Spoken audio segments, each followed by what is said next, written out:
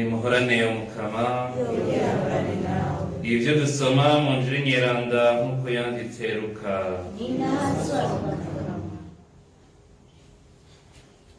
Muri irya minsi Yezu yariko aragenda Yeruzalemu aca kuri bibe rwa Samariya n'Ubugarire, ariko araca mu mihana yaho hakaba abantu 10 bari bagwaye imibembe baza bamugana iyo ari, bashira ijwi hejuru bakiri kure bati, Yezu mwigisha tugirira ikigongwe. Nawe ngo ababone arababwira ati, nimugende mwireke abasaseredoti. Nabo bashitse mu nzira babona bakize. Umwe muri bo rero ngo abone yakize aca asubira inyuma, aza arishongora ninahaza Imana. Ashitse imbere ya Yezu akubita ibifukamiro hasi, amukurira ubwatsi. Kandi uno yari umunyasamariya. Yezu rero abaza ati, mbega ntibakize bose uko bari 10? Nta wundi yabonetse ngo warinaze Imana atari uwo munyankiko? Araheza amubwira ati, va hasi ugende, ukwemera kwawe kwagukijije. Dushimagize iyi nkuru nziza ya Yezu Kristo.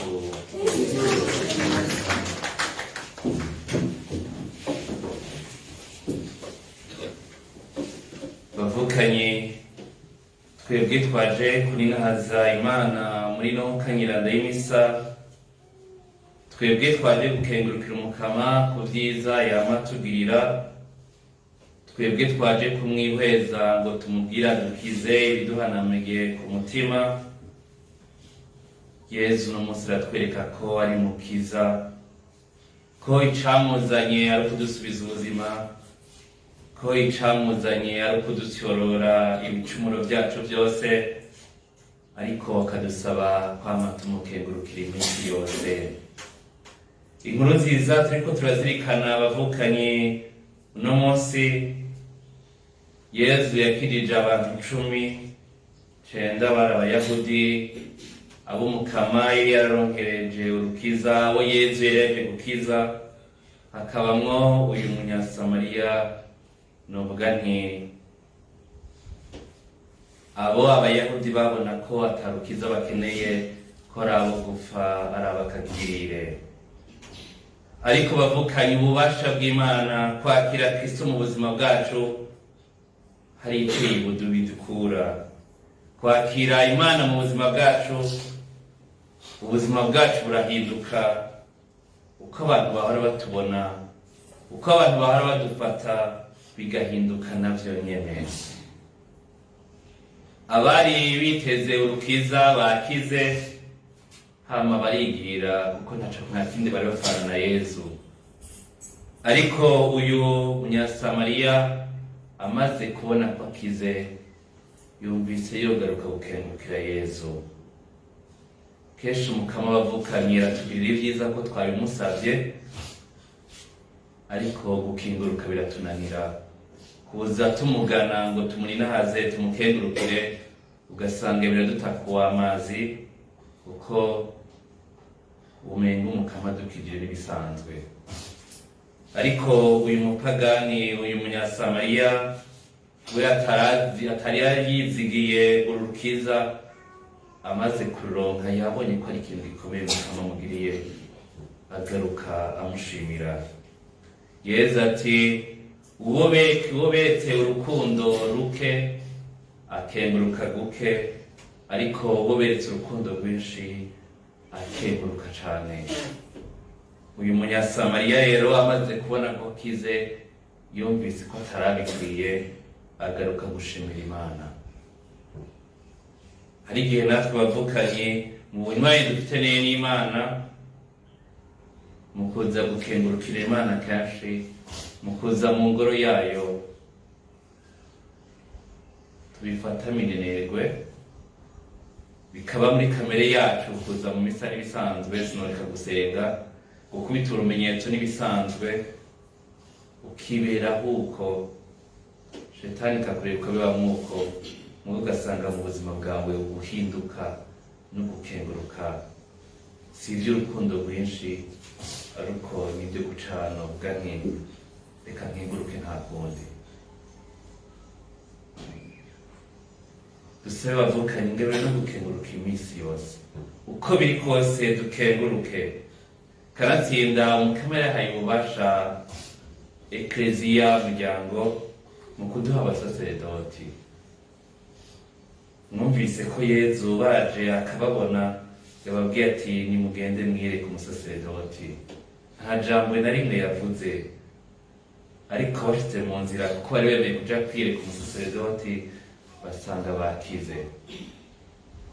Bavukanye uyu ngabire Umukama yaduhaye nukwama tuyishigikira, tugasabira abasaseredoti bacu ngo babe beranda, tukabasabira ngo inema n'imigisha Umukama abacisha ko idushikire. Umukama yabatoye muri twebwe, ariko yarabahaye ububasha kudufasha kwakira Yezu no kudufasha gukira umutima. Tubasabire rero ngo abo Imana icako ngo bagume ari beza kandi beranda, ngo natwe dushobore kuharonkera imigisha myinshi.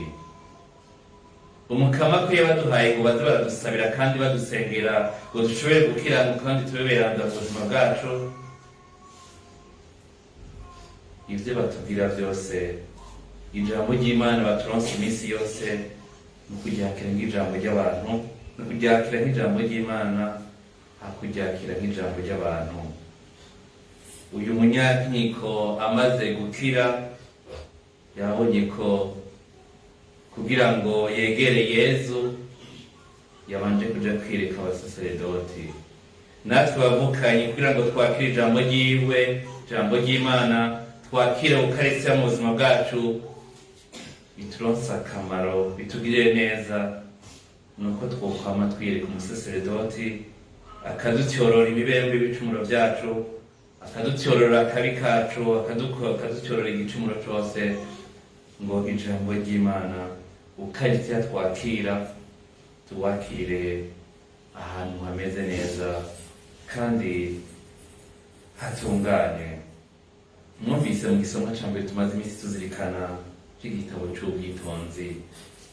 Uyu mwanditsi yariko arazirikana ubukuru Umukama aha abantu, nuko agerageza kubafasha ko ubukuru bwose baronka batokwibagira uwubabaha, wowe waronkeje, kandi mu kubukoresha bogerageza kugirira imbabazi abo bato bato Umukama yaba yarabashinze. Natwe rero bavukanye twe twaje ngaha mu ngoro y'Imana, ubwo bukuru yahaye ekleziya bwo gukiza no kurokora abantu, nukwama dusabira abo Umukama yaduhaye ngo batuje imbere, akabaronsa ubukuru mu muryango wa ekleziya, ngo bamugendere kandi bafashe bene wabo gushikira Yezu, ngo Imana ibandanye inahazwa. Kuko Umukama bavukanye yigera aducira urwangondagonde, aratwengerenga, aratuba hafi ngo dushobore gukira.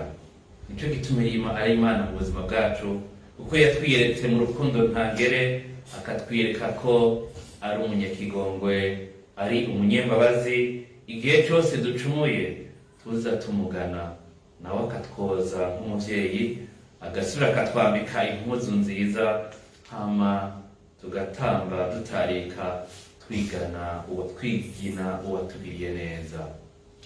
Twame rero bavukanye uko Umukama tugirira iminsi yose tutabibereye, tutaye tunabikwiye, twame tuza kumukengurukira, kuko uwukengurutse aba yongeje, uwukengurutse aba yerekanye urukundo rwinshi.